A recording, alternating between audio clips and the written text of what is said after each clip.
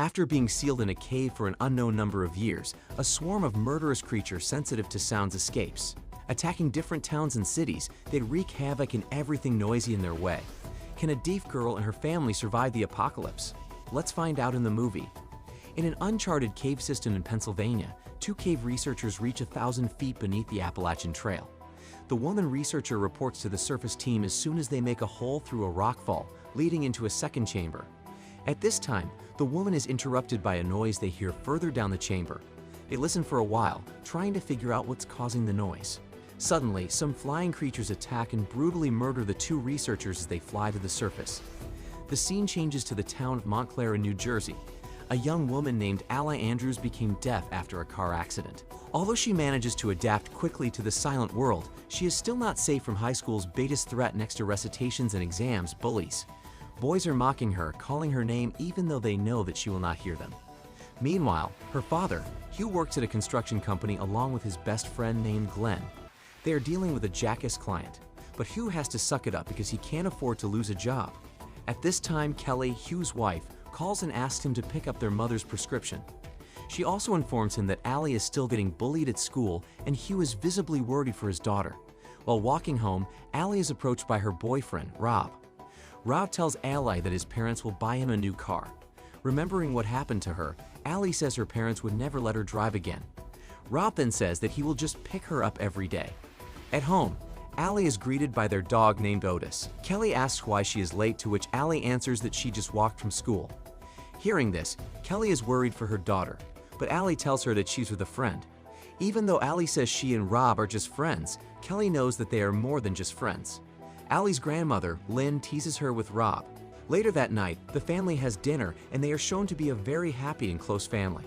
After dinner, Allie sees Lynn smoking outside. Lynn tries to jokingly deny the cigarette in her hand. Caught red-handed, she asks her granddaughter not to tell Kelly about her smoking again. Allie assures her grandmother that she will not tell her mother. Afterward, Allie watches a video that Rob sent to her. It is a video of a flock of birds flying around. Or are they birds? At this time, her father shows up and talks to her. He asks about Rob and Allie says that he is a good guy. In fact, Rob even learns sign language to communicate properly with her. Hugh then asks about school. Allie guarantees her father that everything is fine. After saying that she can talk to him about anything, Hugh says goodnight to his daughter. Allie then goes to sleep, but at around 3 o'clock she's suddenly woken up by Kelly, who looks uneasy and says something is happening. Allie goes downstairs and sees her whole family watching TV. The news is about the attacks in different cities in the United States. Glenn also arrives at their house, clueless about what is happening. There are no firm information if it is a terrorist attack or biochemical attack. Changing the news channel, they watch footage of the horrible aftermath of the attack. People lie down on the ground dead, mutilated, and it seems like some parts of them are eaten. Another viral video is shown in the news where a mother and her son are stuck inside their car. Her son's mouth is covered with duct tape and the mother put up a sign that reads, "Don't make noise." Then all of a sudden, they hear an explosion outside, scaring the whole family. Hugh and Glenn check outside and they see fighter jets flying around. Knowing how dire the situation is, they get back inside and Hugh orders his family to put all their phones in silent mode. Then, the news finally shows the footage of the cave researchers that were attacked after they blasted a hole through a rockfall. Through the camera of the surface team, they see that hundreds or maybe thousands of flying killing creatures are flying outside the surface. An emergency broadcast system is then shown, reminding the public to stay indoors and not make any noise. Glenn plans to head out to get some gears that they could use, but who stops him? Thinking quickly, Allie points out that cities are the most dangerous place if those creatures are attracted to sounds. The family immediately starts to pack their things up. Lynn asks Kelly to hide her medicines because she doesn't want the kids to know that she is terminally ill. As it turns out, Lynn has lung cancer. Kelly says to her that they can just stay if she doesn't want to go. But Lynn says that nothing is more important than the kid's life right now. Hugh, Kelly, Lynn, Ally, and Otis go in their family car, while the youngest in the family named Jude goes with Glenn after seeing a gun in his car. Jude thinks Glenn is cool, so he wants to ride in his car. Then, they head out to the countryside, which is quieter. The scene changes to a subway train where all the passengers are stranded. They are trying to stay as quiet as they can be. However, a baby starts crying. Afraid and desperate, other passengers evict the mother and the baby from the train. The mother quietly wanders through the dark railway tunnel, doing her best to keep the baby quiet. But when the pacifier drops, the baby starts crying again. The mother tries to run back to the train, but the monsters get to her first. The passengers watch as she and her baby are killed by the creatures.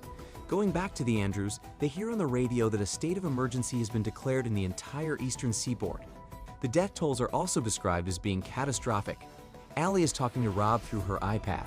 She wants to persuade him to follow them up north, but Rob's family decides to stay at home, following the government's advice. Seeing Allie cry, Rob comforts her, saying that everything will be over soon.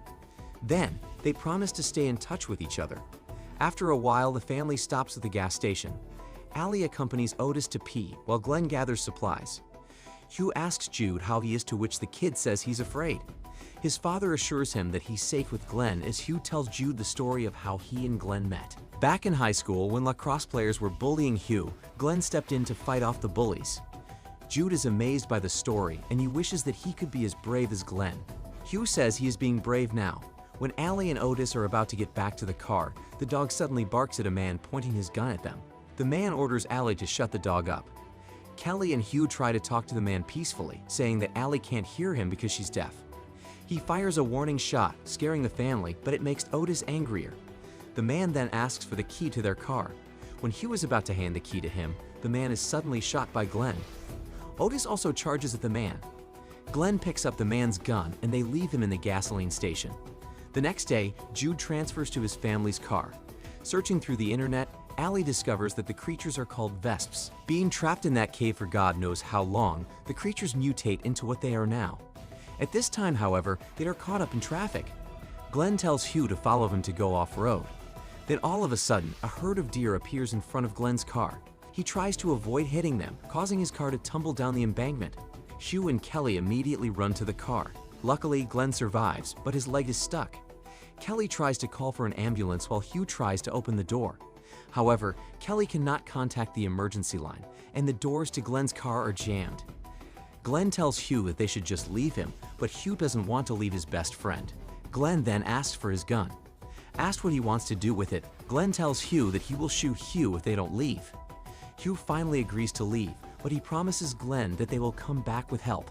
Going back inside the car, Otis starts barking. Then the Vests start attacking their car. Allie tries to stop Otis from barking while Lynn also starts screaming in fear. Realizing what's happening, Glenn fires a couple of shots to get the Vests' attention. He shoots the creatures, but there are too many of them. Unfortunately, Glenn dies. And for their own safety, Hugh lets Otis out of their car. Kelly and Lynn comfort the kids, saying that letting Otis go is for their own good.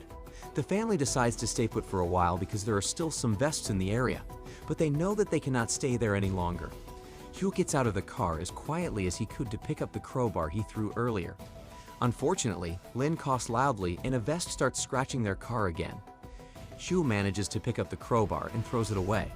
Seeing the Vesp attacks the crowbar instead of him, Hugh confirms that the creatures are blind. Allie realizes that they have some sort of advantage as they know how to live in silence because of her condition. Hugh signs that they need to find shelter before it gets dark. Thinking of a distraction, Hugh asks for Lynn's lighter. That's when Kelly discovers that her mother is still smoking. Hugh goes back to Glenn's car only to see his best friend's dead body. But having no time to spare for mourning, Hugh lights the car on fire. As soon as the car explodes, the family continues on foot to travel more quietly. When Lynn gets tired, they stop for a while to rest. At this time, Hugh apologizes to Allie for sacrificing Otis. Allie assures him that it's okay and that she understands why it had to be done. At the same time, while looking through his binoculars, Jude spots a house nearby. The family starts to make their way to the house so they can settle in for the night. Arriving at the place, they see that the house is lit up, indicating that there are people living there. Hugh tries to open the gate, but there are bells attached to it. The noise made by the bell immediately attracts a Vest to fly towards it. The family quickly gets away from the Vest. At this time, an old lady gets out of the house with her shotgun, ordering them to leave her property. The family signals her to stay quiet, but she keeps talking loudly. As expected, the Vests attack her. Worse, she keeps shooting her gun blindly, attracting more Vests to attack her. The family watches in horror as the old lady gets brutally killed by the creatures. Then, the family uses a storm drain to enter the house. Hugh goes first, and he manages to get through the drain easily. Meanwhile, the Vests are still busy eating the old woman. When everything is clear, he signals his family to follow him. However, a rattlesnake appears in front of Jude, who's first in the line. The rattling of the snake echoes through the drain, attracting the Vests. When a Vesp attacks the snake, other Vesps bite Kelly's leg from behind. In order to save his family, Hugh turns on the wood chipper to attract and kill the Vesps. As they settle in the house, they treat Kelly's wound. Afterward, Hugh and Lynn have a drink and Allie is trying to reach Rob. When Allie finally reaches Rob, he tells her his family was attacked and his parents died. Worried about him, Allie begs Rob to leave their house and go where they are currently staying. But the call suddenly gets disconnected. The next day, Lynn checks on Kelly's wound and finds that it's not getting any better. She then informs Hugh and Allie about Kelly's condition. According to Lynn, who used to be a nurse, without antibiotics, the infection on Kelly's wound will spread in no time. With no other options, Hugh and Allie decide to set out to find some antibiotics. After leaving a gun to Lynn for protection, the father and daughter leave. The first challenge that Hugh and Allie encounter is the locked gate with a bell attached to it. Hugh unlocks and opens the gate as quietly and carefully as he could, avoiding ringing the bell. Luckily, they managed to get out of the gate without alerting any Vesps. On their way, they found 2 dead bodies, but these people are not killed by Vesps. One of them also has a sign attached to his shirt that says, "Chef." They feel that something off is happening around the town. As they reach the town, Hugh and Allie immediately head to a drugstore. They don't notice that someone is watching them from afar. As Hugh and Allie enter the store, they see many mutilated bodies. Shortly after, Allie discovers some Vesp eggs nesting on dead bodies. A Vesp chick pricks a hole in its soft shell, squirting some liquid into Allie. She accidentally gasps loudly in disgust, alerting some Vesps. Seeing this, Allie and Hugh freeze, not wanting to alert more Vesps. At this time, Allie sees a sprinkler system and points it to Hugh. She slowly hands a mop to Hugh, to which he lights up on fire. Pointing it to the sprinkler system, the alarm goes off and the Vesps fly around blindly. When they leave the drugstore after getting the antibiotics, they finally see the man watching them earlier. The man holds his hands up, showing that he's not a threat. He then approaches and shows them writing in his notebook. It says that he's a reverend and he's asking them to join his flock called Hushed. It turns out that this tauntless cult arises during the apocalypse.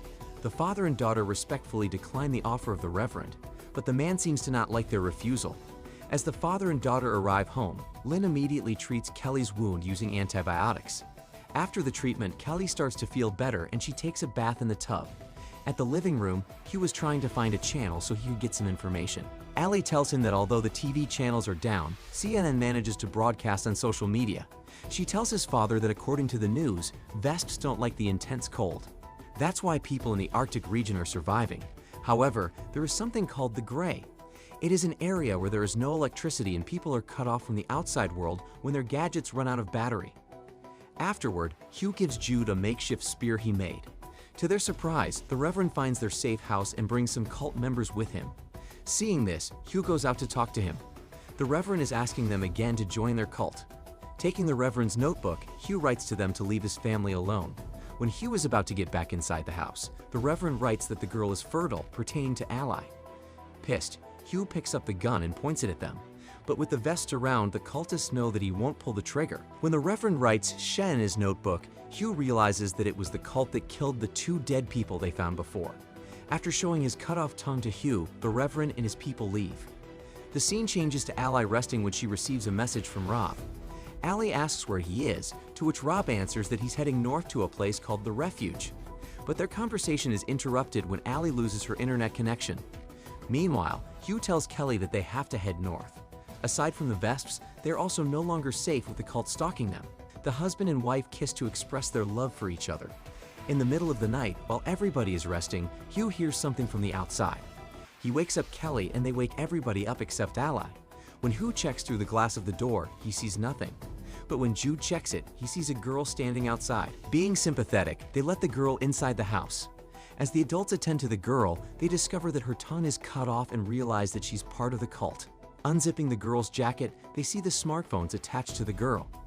As the alarms go off, it turns out that the cult has attached smartphones around the house. They turn off the phone's alarm as fast as they can. But there are so many smartphones scattered around the house alarming and ringing at different times. This causes the Vesps to start barging inside the house. The cult then takes the opportunity to kidnap Ally. Kelly and Lynn try to stop them, but they can't fight off the men.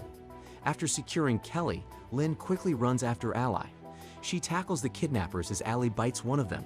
When Ally gets far enough, Lynn screams her lungs off, summoning the Vesps to attack her and the kidnappers.